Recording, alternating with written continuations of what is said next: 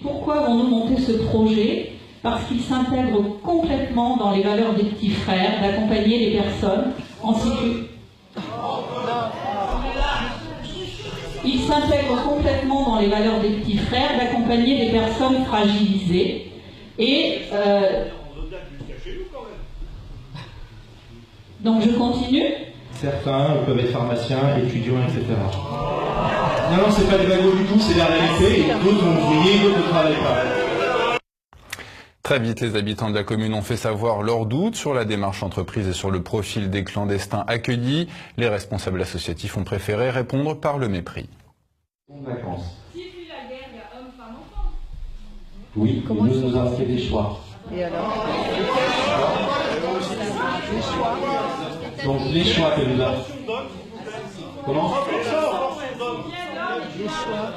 Ben, de toute façon, ça va être simple. Avant un ligne, il n'y aura que des hommes seuls.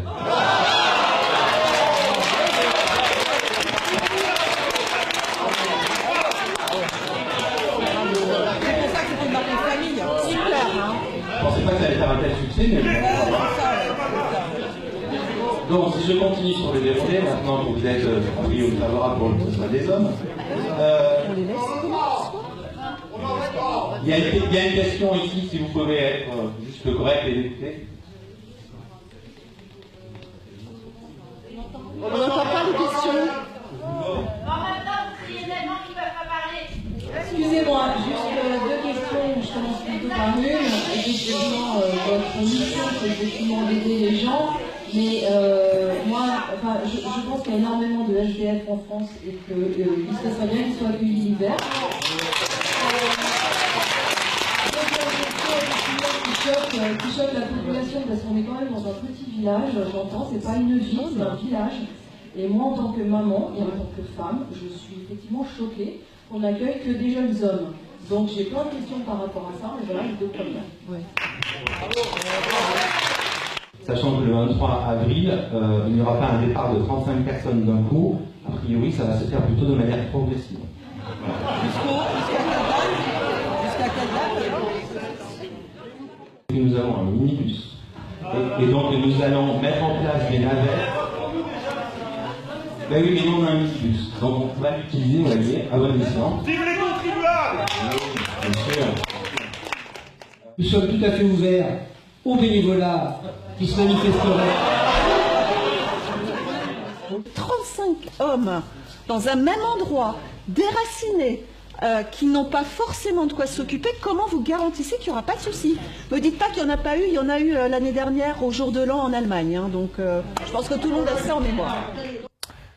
Face aux citoyens, le sous-préfet a choisi de sous-estimer les risques liés à l'arrivée de ces populations. Quelques minutes plus tard, un officier de gendarmerie a annoncé que les effectifs des forces de l'ordre seront renforcés. Qui accueille des migrants depuis, en gros, juin 2015 dans les Yvelines, il n'y a pas eu d'acte de délinquance. Je crois qu'il y a eu un vol de vélo à Triel, mais on n'a pas attendu les migrants pour voler des vélos en France. Excusez-moi. On va demander aux habitants du Calais ce qu'ils en pensent de ce que vous avez dit. Ah ouais. Et aux Allemands, pas de sang.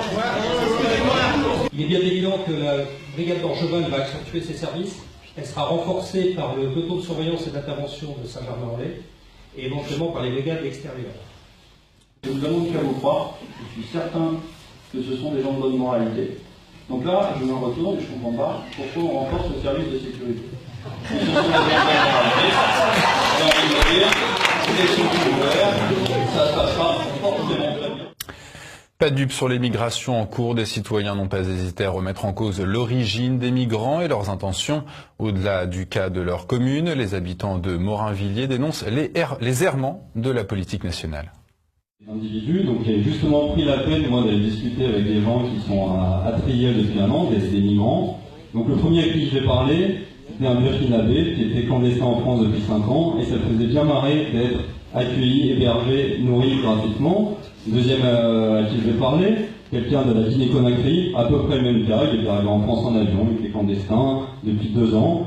Enfin, je tombe sur un groupe de migrants qui enfin venaient du Soudan et m'expliquent que c'était en effet la guerre chez eux. Et je leur demande tout naïvement, mais pourquoi vous n'êtes pas arrêtés dans le premier pays en paix qui était à côté du Soudan? Et là, il me répond, donc on parlait en anglais, hein, mon anglais est très mauvais, le sien pas spécialement meilleur, il m'a répondu « All Africa is shit ». Ok, donc toute l'Afrique c'est de la merde. Donc qu'est-ce qui nous attend? 1 milliard d'Africains qui veut venir en France? C'est ça qui nous attend? C'est le chaos que vous voulez installer en France? Et bien moi je veux pas ça pour ma fille, je veux pas ça pour la France. Et ma question, elle est simple, c'est quel est votre salaire pour organiser l'invasion de la France?